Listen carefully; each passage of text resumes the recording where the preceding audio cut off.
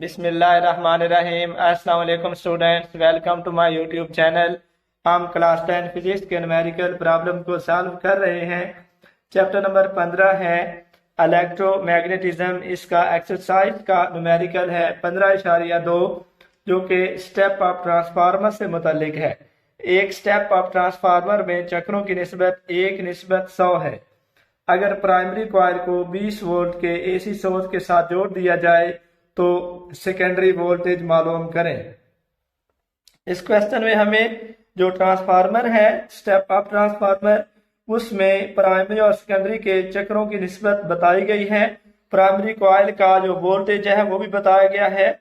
तो हमने secondary coil का वोल्टेज मालूम करना है। तो चूंकि ये स्टेप अप ट्रांसफार्मर है तो जो रेशो दी गई है वो 1:100 है। तो हम लिख सकते हैं NP रेशो NS इक्वल 1:100। तो इसको हम लिख सकते हैं बटे की शक्ल में NP over NS equal to 1/100। और प्राइमरी वोल्टेज जो है इस कॉइल का वो 20 वोल्ट है। हम लिख लेते हैं VP is equal to 20 volt. Secondary coil का वोल्टेज क्या होगा ये हम इस वीडियो में फाइंड आउट करेंगे।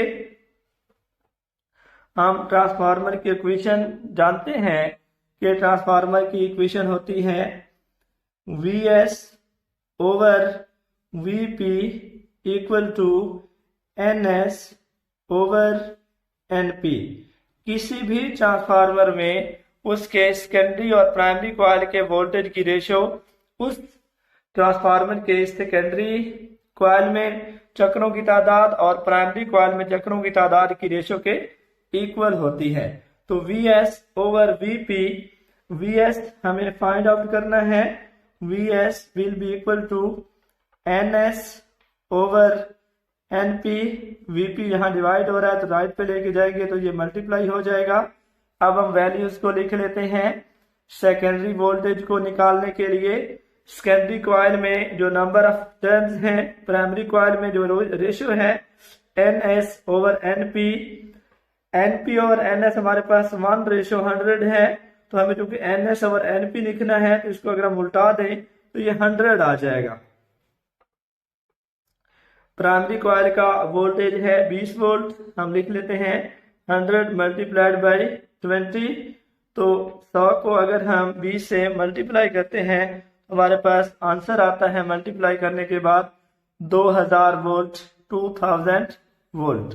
तो बस इस जो ट्रांसफार्मर है इसका सेकेंडरी वोल्टेज होगा VS will be equal to 2000 volt.